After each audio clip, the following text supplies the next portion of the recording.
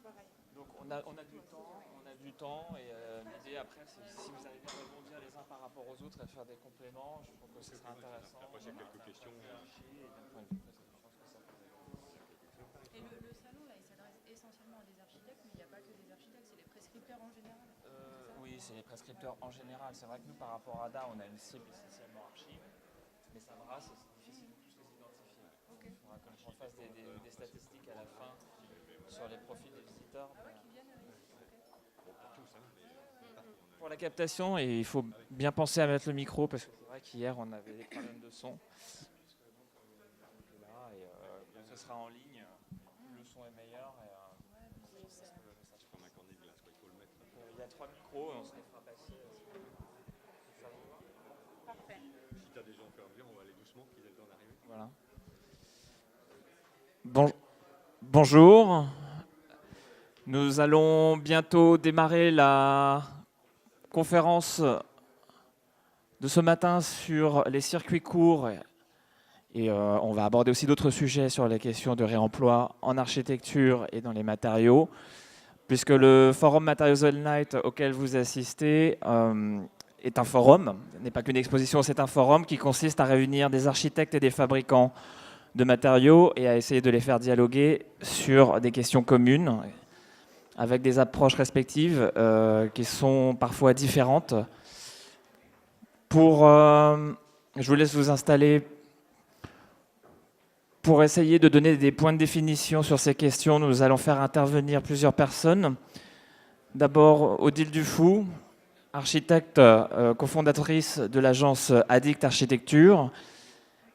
Et ensuite, nous donnerons la parole à Nathalie Honard pour Égué et puis Eric Huner de Magna Glace Céramique qui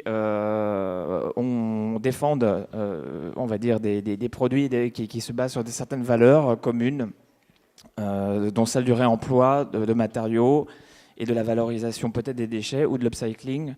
Vous verrez, ils ont des approches très, très précises et des définitions très complètes à vous donner. Voilà, je vais bientôt passer la parole à Odile qui va pouvoir faire une introduction se basant donc sur certains projets. Et nous aurons le temps par la suite, à la fin de la conférence, si vous avez des questions, d'échanger plus longuement.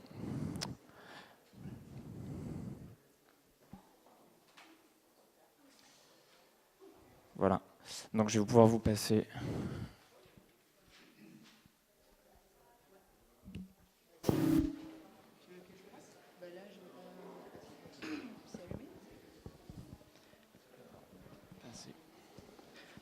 Bonjour à tous, merci d'être là. Je m'appelle donc Odile Dufou, je suis architecte. J'ai fondé une société qui s'appelle Addict Architecture, qui est une agence d'architecture.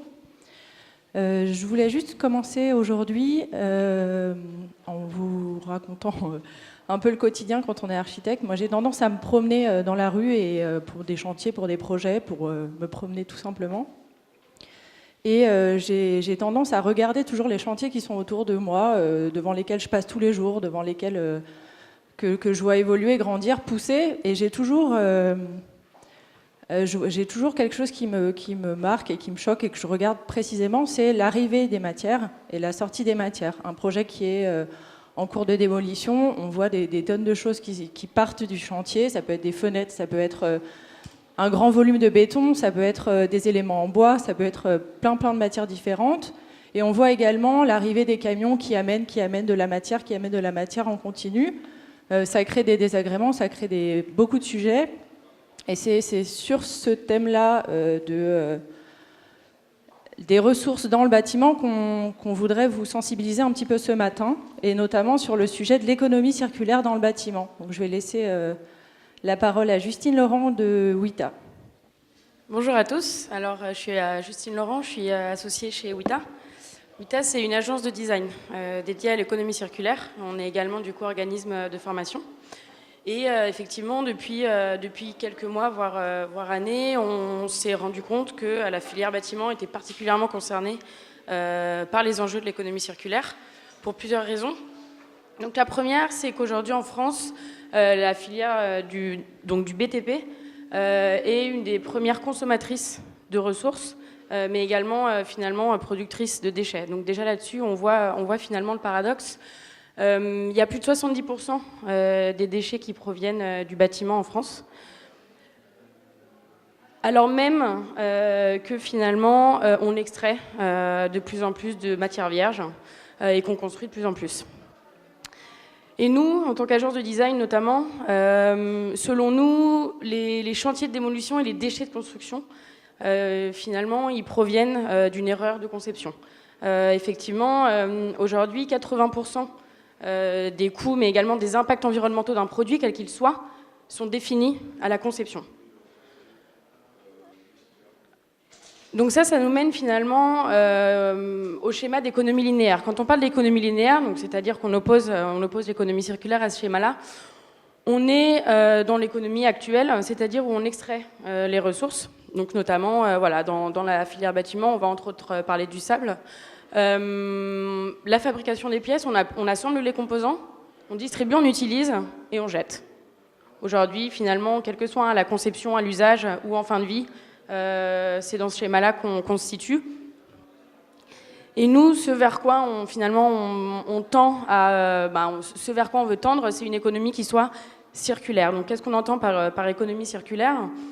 C'est finalement une économie, un cycle, qui est une économie qui est régénérative, donc dès la conception, et qui tend finalement à optimiser les produits, les composants et les matières, et à faire en sorte que leur utilité et leur valeur soient optimales tout au long du cycle de vie. Et là, pour la filière bâtiment, c'est-à-dire aussi bien lors de la phase conception, donc on est sur les produits finis, mais également lors de l'usage, pour toutes les thématiques d'électricité, d'énergie, mais également en fin de vie sur les chantiers de démolition. Donc dans une économie circulaire, on fabrique, toujours, on assemble, mais on voit bien qu'après, le schéma, il est différent. On réemploie, on répare, on refabrique. Et en fin de vie, on recycle. Alors pour la filière bâtiment, du coup, comment ça se passe ? Donc Odile va nous étoffer un peu à ce point. On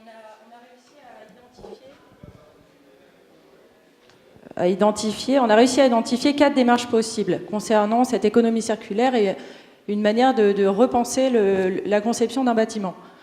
La première démarche, c'est imaginer un bâtiment comme une banque de matériaux. Donc, on réemploie les matériaux qui sont dans un bâtiment, on maintient leur même fonction, mais on les repositionne dans un autre bâtiment. Une autre démarche possible, c'est la modularité. C'est exactement la même fonction, la même fonction, mais organisée différemment. Donc, on a des petits schémas. Ensuite, on a une autre démarche, la troisième démarche, qui est la flexibilité. Donc, c'est le même élément, mais sa fonction change. Et enfin, nous avons ce qui s'appelle le sourcing, qui est intégré dans la conception du bâtiment des matériaux issus de ressources valorisées.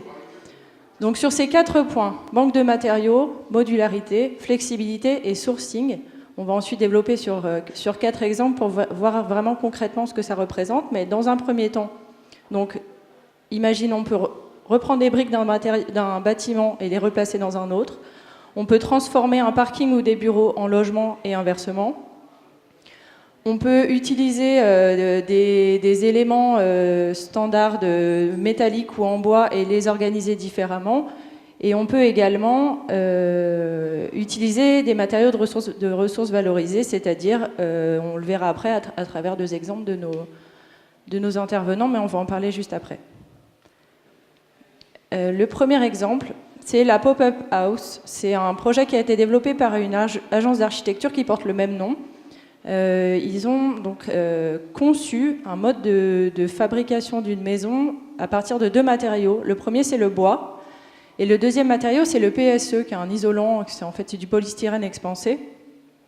Et ça leur a permis de construire une maison en 4 jours, maison passive, qui est construite sur pilotis de manière très rapide. Alors les 2 avantages, il y en a même 3. La première, c'est que cette maison, qui est donc une maison passive, qui est déjà relativement totalement finie, peut constituer une banque de matériaux. Ça veut dire qu'on peut totalement tout démonter, c'est que des assemblages mécaniques, donc on peut tout démonter, on peut la remonter ailleurs, on peut la transformer en faire des bureaux ou totalement autre chose, puisque L'agence Pop-Up House a, sur ce même modèle-là, créé des bureaux dans une autre ville de France et elle développe son projet pour en faire le maximum de projets différents.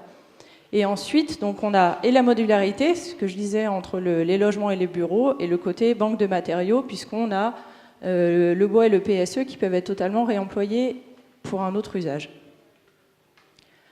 Un autre exemple, donc c'est juste à proximité du Grand Hameau, ce sont des bureaux qui s'appellent les bureaux Joliot-Curie, si je ne me trompe pas, c'est au Havre. C'est une agence qui s'appelle 624 qui avait comme enjeu pour répondre à ce projet de pouvoir faire un projet qui était entièrement démontable, avec un usage réversible et qui avait le moindre impact sur le site. Donc les problématiques qui ont été posées les ont poussés à développer un projet sur pilotis, avec des portiques qui avaient des sections les plus petites possibles pour permettre d'une part de pouvoir créer des bureaux avec des open space qui avaient le minimum de contraintes possibles, donc le moins de poteaux possible dans des surfaces les plus grandes, et un assemblage mécanique qui permet de tout démonter et de pouvoir le remonter ailleurs ou le réemployer pour un usage totalement différent. Donc on retrouve ici la flexibilité, la réversibilité et le côté banque de matériaux. Le troisième exemple concerne plutôt ce qu'on appelle la flexibilité d'usage. Ce projet s'appelle le Machu Picchu, c'est une architecte qui s'appelle Sophie Delay qui a fait ce projet à Lille. Ce sont des logements sociaux et le point particulier de ce sujet, c'est qu'elle a mis en place des espaces partagés. Là, on n'est pas sur la matière en elle-même, mais plutôt sur la flexibilité d'usage, donc pouvoir proposer aux habitants des espaces qui pouvaient changer d'usage et qui pouvaient s'adapter à plusieurs... de rester vraiment flexible, se dire que c'est un lieu de réunion, un espace de fête entre voisins et un espace de détente pour les enfants, et proposer donc dans un seul bâtiment plusieurs usages. Quatrième exemple, donc c'est Rotor DC, c'est une entreprise belge qui à la base a été créée par des architectes et des ingénieurs. Leur objectif particulier, c'est la réutilisation de matériaux et matériels qui sont issus de la filière du bâtiment. Ils ont commencé par démonter des bâtiments et par développer une vraie ingénierie du réemploi des matériaux. C'est quasiment la référence aujourd'hui en Europe sur ce sujet-là. Ils ont créé un magasin de vente en ligne de produits issus de la déconstruction des bâtiments. Donc on peut retrouver des poignées de porte très précises avec tout un travail autour sur l'origine, le détail, l'état, le nombre, le stock qu'ils ont dans leur magasin pour vraiment permettre pour que ça devienne vraiment un vrai lieu de vente et que ce ne soit pas juste anecdotique. Ils ont également développé une activité de conseil pour consulter les maîtres d'ouvrage. Et aujourd'hui, ils ont vraiment quelque chose de très performant. Après, ils se font aider par des plus gros industriels pour développer quelque chose de vraiment pertinent. Donc eux, ils ont et le côté banque de matériaux et le côté sourcing, ce qui est un travail quand même assez conséquent. Voilà. Alors du coup, là l'idée c'est que ces 4 projets-là, évidemment, ils illustrent finalement plusieurs parties de l'économie circulaire. L'idée c'est que des démarches, il y en a beaucoup d'autres. Et ce qu'il faut vraiment avoir en tête, c'est que quand on parle d'économie circulaire, c'est une économie qui est circulaire, mais voilà, on la fera en 2D. Hein. Donc il faut la voir, c'est plutôt du 3D, voire du au-delà. C'est-à-dire que c'est plusieurs démarches qui s'ajoutent en fait les unes aux autres, et ce sera finalement toutes ces démarches mises bout à bout qui permettront une économie qui soit vraiment finalement circulaire, globale, avec des offres qui soient holistiques. Et pour du coup la filière bâtiment, on est vraiment à 3 étapes clés. On est vraiment à la conception, à l'usage et à la fin de vie. Aujourd'hui, du coup, ces démarches, comme je le disais, pour qu'elles soient circulaires et surtout qu'elles soient dans une économie qui soit régénérative, il faut les replacer finalement dans un modèle d'affaires, dans un modèle économique qui soit associé. Donc aujourd'hui, quand on parle de modèle économique, de quoi on parle? Donc cette définition d'Osterwalder qu'on utilise majoritairement aujourd'hui, donc par modèle économique, donc au business model, on décrit les principes selon lesquels une organisation crée, délivre et capture de la valeur. Donc en fait, à l'échelle de la filière bâtiment ou même d'un bâtiment. Si on reprend finalement toute la chaîne de valeur et le cycle de vie du bâtiment, on peut repartir de l'exemple du hameau, donc ce projet au Havre. La fonction initiale, dans une économie qui ne serait pas circulaire, du coup, ce serait finalement mettre à disposition un espace de bureau. En remplissant, donc ça c'est un support qu'on a développé chez Wita, finalement un canvas qui permet en fait de mettre à plat et de repositionner tous les flux qui permettent la mise en place de ce projet, mais également les ressources associées, la proposition de valeur et tout ce qui est la prise en compte de la fin de vie. Donc si on repart du hameau, on serait sur une fonction qui serait davantage orientée bureau. Et on voit du coup que, en termes de ressources, on est fort consommateur. En termes de proposition de valeur, elle est unique. Nos clients et le contexte également, parce que c'est du bureau. En termes de fin de vie, aujourd'hui, c'est pas anticipé. Pourquoi ? Parce que sur les chantiers, on est majoritairement en démolition. Récupérer, revaloriser les déchets suite à une démolition, ça va être bien plus compliqué que suite à une déconstruction. Et l'idée, en fait, dans une économie circulaire, c'est de repenser cette fonction et la fonction même du bâtiment. Et dans le cas du hameau, ça va être finalement non plus de proposer uniquement un bureau, mais de proposer du coup par cette réversibilité des logements. Donc on se rend compte que d'un point de vue de l'écosystème, d'un point de vue systémique, sur le long terme, les ressources seront diminuées. Pourquoi ? Parce que j'ai deux propositions de valeur finalement, le bureau, le logement, avec des ressources qui vont servir pour les deux. La génération de déchets sera moindre du coup au niveau de la fin de vie du bâtiment. Donc par cet outil-là et par cette approche des modèles d'affaires, finalement ce qu'on tend à dire, c'est que quand on parle d'économie circulaire et d'éco-conception, c'est pas tout de parler d'éco-conception de produits ou de services, de matériaux recyclés, de réversibilité. Ce qu'il faut, c'est vraiment replacer ces produits et ces services dans l'ensemble de leur écosystème, pour voir les impacts que ça a, évidemment, d'un point de vue financier, mais surtout d'un point de vue économique et social. Environnemental et social, pardon. Parce que ce qu'on veut, c'est créer une valeur qui soit partagée et qui soit vraiment globale et systémique tout au long, et pour tous les acteurs tout au long de la chaîne de valeur. Architecte, maître d'ouvrage, maître d'œuvre, entreprise du bâtiment. Voilà. Pour l'outil précédent, qui est donc un business model développé sur le thème de l'économie circulaire, et un des outils développés par Wita, qui monte des formations, notamment sur le sujet du bâtiment. La prochaine formation, c'est le 14 juin 2017. Et ce sera l'occasion de vous présenter d'autres outils que Justine a ici avec elle, si vous voulez les voir. C'est une démarche qui est très ludique sur le principe du jeu. Voilà, avec des thèmes différents et des ateliers dynamiques. Voilà. Effectivement, en fait, l'idée avec ces cycles de formation, et là la formation du coup économie circulaire et bâtiment qu'on a co-construit avec Odile, c'est vraiment aussi bien d'aborder toutes les contraintes aujourd'hui, aussi bien légales, environnementales, économiques, auxquelles fait face finalement la filière et l'ensemble des acteurs.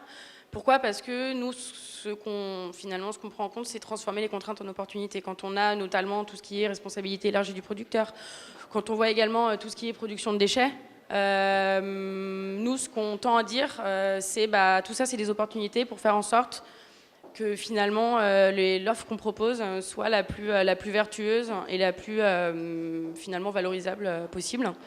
Et du coup, donc, ces formations qui sont sur une journée visent effectivement à allier la théorie, mais surtout la pratique, parce que c'est évidemment bien facile de parler d'économie circulaire et d'un cycle qui soit plus vertueux et finalement meilleur pour l'économie, l'environnement et la société. Mais si on n'arrive pas à passer à l'action, forcément on est bloqué. Voilà. Ouais.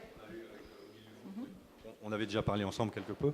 J'ai cru comprendre que dans vos formations, il y avait une notion d'obligation législative qui allait inciter ou obliger les entreprises. Est-ce que vous pouvez en dire quelques mots, ou est-ce que c'est seulement le contenu des formations ? Est-ce qu'il y a des prévisions de choses qui vont dire qu'une entreprise devra faire attention qu'au moins 30-40% par exemple, des matériaux soient réutilisables, ou que le logement puisse être converti, des incitations, en fait, des incentives, comme on dit en anglais, pour pousser à l'application de ce genre de choses. Alors effectivement, donc déjà effectivement les incitations elles sont légales, mais pas que. Elles sont aussi environnementales, notamment si on reprend l'exemple du sable, c'est pour ça que je l'évoquais tout à l'heure. Quand on parle d'un modèle finalement économique, du modèle d'affaires classique pour le bâtiment, on va être sur parfois des bâtiments du coup en béton avec une consommation de sable qui est vraiment élevée. Au rythme de consommation actuel, dans 20 ans, les stocks seront écoulés. Déjà, rien que ça, c'est déjà une incentive donc indirecte, mais qui oblige quelque part à passer à l'action, sans parler du coup des opportunités. D'un point de vue légal, il y a notamment du coup tout ce qui est donc valorisation à 70% des déchets, en fait, tout simplement, où les entreprises, donc notamment de la filière bâtiment, mais pas que, donc, comme je disais, avec la responsabilité élargie du producteur, entre autres, où bah, voilà, aujourd'hui, on va être amené à être obligé de proposer une solution de valorisation finalement des déchets en fin de vie. Donc, il y a quelques projets qui visent un peu à passer au travers de ces incentives-là.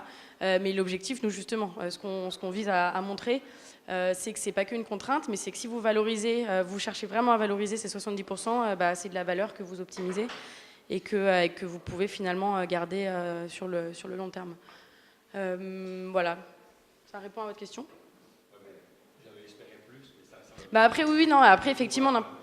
Mais après, d'un point de vue législatif, après, il faut savoir également que, notamment avec la transition énergétique, etc., et surtout en ce moment, il y a beaucoup de contraintes légales qui sont amenées à changer et qui sont en marche. Après, comme je dis, c'est une des composantes, mais pas que. Il y a vraiment aussi des contraintes économiques, environnementales, et c'est aussi là-dessus qu'on met l'accent. Bah, notamment valorisation de 70% des déchets, ouais. Bonjour. Vous avez parlé de responsabilité élargie du producteur. Est-ce que c'est quelque chose qui est réellement obligatoire maintenant ? Parce qu'on en entend beaucoup parler comme quelque chose qui va arriver. Et est-ce que ça s'applique aux fournisseurs de matériaux ? Ça s'applique à l'entreprise qui construit, au maître d'ouvrage ? Et on en entend parler de manière très floue. Je ne sais pas si vous en savez un peu plus sur le sujet. Alors, d'un point de vue légal, j'ai pas envie, je suis pas effectivement experte là-dessus. Après, la REP, elle prend en compte aussi tout ce qui est distributeur et producteur. Donc voilà, après, j'ai pas envie de... Mais après, c'est aussi l'idée, et c'est pas que pour cette filière-là. L'idée, c'est justement d'étoffer ces points-là. Et moi, d'un point de vue légal, j'ai pas envie de... Pour le moment, en tout cas. Merci beaucoup pour cette introduction. Maintenant, on va passer la parole à Nathalie Honard, qui est responsable prescription d'un fabricant danois de revêtements de sol qui s'appelle EGE et qui est très impliqué sur ces questions, et qui va pouvoir nous faire une introduction à partir d'un petit film et d'une présentation plus détaillée par la suite. Merci. Donc, je représente la société EGE. Nous sommes fabricants et distributeurs de revêtements de sol avec une double ADN qui est donc tout ce qui est certification environnementale, puisque nous sommes danois, donc on fait extrêmement attention à la manière dont on fabrique les dalles, les revêtements et la manière dont on va teinter. Maintenant, je vous présente un petit film parce que c'est toujours intéressant d'avoir l'envers du décor et savoir qu'est-ce que c'est qu'un fabricant de revêtements de sol. Vous n'êtes pas tous forcément tous au courant et vous n'avez pas forcément visité des usines. Donc voilà, c'est une petite présentation avant introduction plus particulièrement sur la certification environnementale.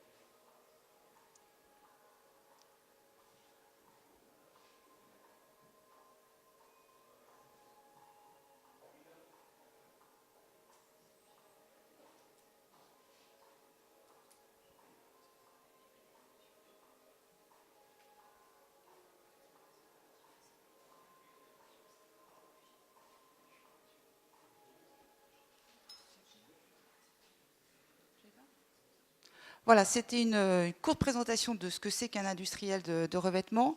On va passer sur la partie plus environnementale spécifique avec différentes collections que nous pouvons vous proposer pour être, quand on est interrogé sur plus particulièrement la partie tertiaire bureau, où il faut que nos certifications fonctionnent avec les labels HQE, Cradle to Cradle, BREEAM, LEED, etc., qui sont des termes souvent employés, avec nous la capacité de pouvoir y répondre avec différentes solutions. Donc technologie et innovation, on a en fait développé toute une gamme, qui est la gamme Réforme, qui est une gamme qui est en fait constituée de fils qui va être régénéré et qui va être recyclé à partir de filets de pêche. On s'est rendu compte, on est au Danemark, hein, c'est totalement nordique comme démarche. On s'est rendu compte qu'en fait, sur des filets, on pouvait les régénérer, les recycler pour en faire des fils qui vont nous permettre de pouvoir fabriquer de la moquette et fabriquer des dalles plus particulièrement, puisque c'est sur le tertiaire qu'on travaille plus cette certification environnementale, avec bien sûr des points sur lesquels nous avons des objectifs environnementaux qui sont entre autres, et c'est la partie qui est extrêmement importante pour nous, depuis 1996 nous n'avons plus aucun rejet, c'est-à-dire que les moquettes dont on n'utilise pas les fils ni le backing, c'est-à-dire les dossiers, sont transformés en matériaux pour pouvoir être recyclés et être remis sur la fabrication des dalles, des fils, etc. Donc l'entreprise et tout fabricant de moquettes en fait est extrêmement consommateur d'eau. C'est le deuxième point sur lequel on travaille beaucoup, puisqu'il est nécessaire de pouvoir faire que cette eau soit purifiée. Donc on est en circuit non interne. Donc on a mis en place tout ce cycle-là pour pouvoir avoir une diminution qui va aller jusqu'à 25% de notre consommation d'eau, qui représente grosso modo une part importante de la consommation d'eau humaine. Pardon. Le dossier, parce qu'il n'y a pas que le fil qu'on voit sur les moquettes, c'est la partie un petit peu émergée de l'iceberg, il y a aussi les dossiers qui sont extrêmement importants. Donc nous, c'est ce qu'on appelle le dossier EcoTrust. C'est en fait le recyclage de bouteilles d'eau, donc qui sont avec le label EGE, qui est transformé pour pouvoir en faire des dossiers. Le dossier que vous avez, c'est celui-ci, et c'est un dossier qui nous permet d'être en feutre recyclé 100%, et donc d'avoir les certifications sur 35 produits, donc la majorité de nos collections, sur un label Cradle to Cradle, donc du berceau au berceau. Vous connaissez, ou si vous ne connaissez pas, je peux vous donner des infos, il n'y a pas de souci. Ce qui va nous permettre de pouvoir avoir aussi la possibilité d'avoir un référentiel acoustique, donc une correction acoustique importante, avec des dossiers qui sont légers, mais qui ne nous posent absolument aucun problème. Au niveau de la peau, c'est la même chose. C'est une alternative écologique et économique sur les fabricants qui sont encore sur des résiduels de bitume et de pétrole. Nous, on n'a jamais fabriqué comme ça, parce que c'est absolument pas l'ADN d'EGE. Donc, vous avez donc deux dossiers, donc EcoTrust 350 et 750. Je ne vais pas rentrer dans les produits parce qu'on n'est pas là pour ça, donc je vais rester plus évasive. Donc voilà, ça ce sont nos certifications sur lesquelles on travaille beaucoup, entre autres la certification donc C2C qui est en haut à gauche et la certification EMAS. Une société qui s'engage sur de l'environnement s'engage aussi sur du social et du sociétal. Ce qu'on développe beaucoup chez EGE sur différentes solutions et différents développements. Je peux vous donner des détails si vous le souhaitez ultérieurement. On est juste derrière, donc ce n'est pas un problème. Nos produits donc ne créent pas de déchets, encore une fois, et ils sont recyclés pour être régénérés et pouvoir être remis dans le système de fabrication. Voilà le fameux fil Econi, les fameux filets de pêche qui sont transformés en billes, puis en fils pour pouvoir nous permettre de fabriquer des dalles. La gamme Réforme est la gamme qui est une de nos gammes, de nos 35 gammes certifiées Cradle to Cradle, qui nous permet de pouvoir offrir aussi aux architectes et aux architectes d'intérieur des solutions qui soient aussi design, parce que c'est notre deuxième ADN. On est un fabricant qui crée beaucoup de design, on a 8000 dessins, et on vous propose aussi des solutions qui répondent aux deux. La certification environnementale et la partie design sur lequel il est important d'être présent, en faisant bien sûr la possibilité aussi de faire du sur-mesure. Donc tout ça pour dire que c'est pas parce qu'on fait de l'environnement qu'il faut que ce soit restreint en termes de choix, en termes de gamme. Et vous pouvez vraiment vous amuser avec des solutions qui répondent à un certain nombre de concepts architecturaux. Donc là, ce sont simplement quelques petites références avec uniquement des gammes qui sont certifiées dont je vous ai parlé tout à l'heure. Si vous avez des questions, je suis à votre disposition.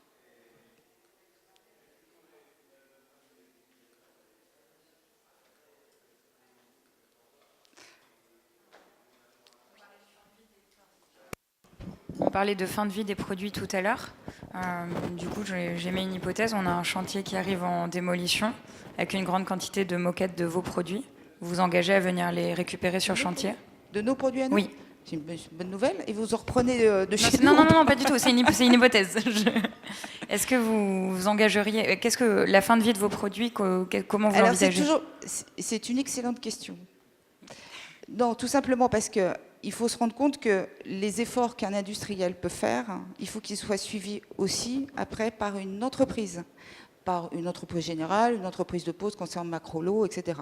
Il faut aussi qu'il y ait un engagement de la société qui achète nos produits chez nous de pouvoir aussi les détruire ou les recycler. Nous, notre métier, encore une fois, on est industriel. Donc on ne peut pas physiquement et matériellement se positionner sur tous les chantiers sur lesquels on va enlever de la moquette aiguë, par exemple, ou des dalles de moquette pour pouvoir les régénérer. Et c'est là où il y a effectivement un vide, c'est qu'il y a des entreprises qui s'engagent sans aucun problème et qui vont faire des bennes spécifiques avec uniquement de la moquette et qui va pouvoir après partir en recyclage, mais avec un partenaire qui va s'en occuper. Nous, on ne peut pas s'engager, nous, industriels, à aller chercher toutes les moquettes qui sont enlevées. Ce n'est pas possible. On est présent dans 80 pays, c'est absolument impossible. Mais par contre, on privilégie toujours les entreprises de pose quand on nous pose la question de savoir si l'entreprise avec laquelle on travaille va pouvoir après s'engager sur un recyclage. On a des entreprises partenaires qui sont très sensibilisées à cette partie-là et avec lesquelles on travaille et qui sont devenus vraiment de vrais partenaires.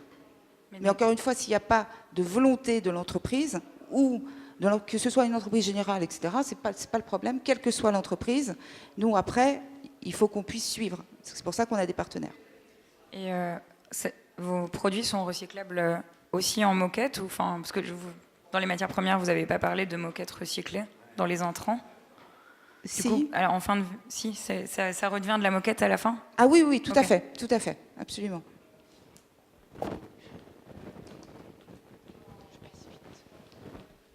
Merci beaucoup. S'il y a d'autres questions, n'hésitez pas. Maintenant, on va pouvoir passer la parole à Eric Huner de Magna, qui va aussi enchaîner sa présentation avec un petit film.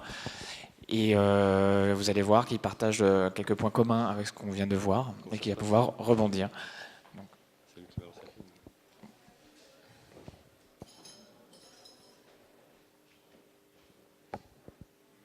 Ok, bon, je vous laisse regarder le film d'abord, ça dure 1 minute 30 et je vais vous le commenter ensuite.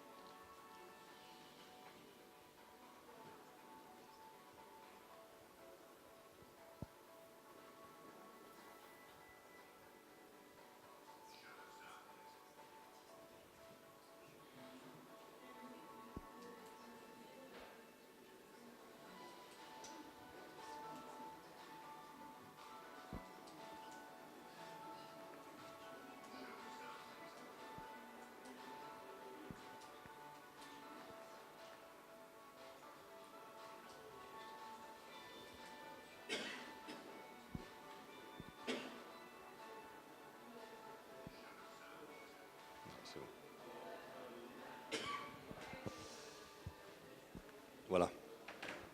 Alors, pour compléter le discours de Justine, Odile et Nathalie, je vais vous donner les points. Ah oui, pardon. Les points sur lesquels nous, en tant que fabricants, on fait attention à tout ce qui est écologique, puisque la fabrication est en Allemagne et les Allemands sont, on va dire, écologiques par vocation, contrairement à beaucoup de latins. Et puis après, je vous dirai un peu ce que je pense de la situation et à mon avis, sur quel sens ça devrait pouvoir bouger.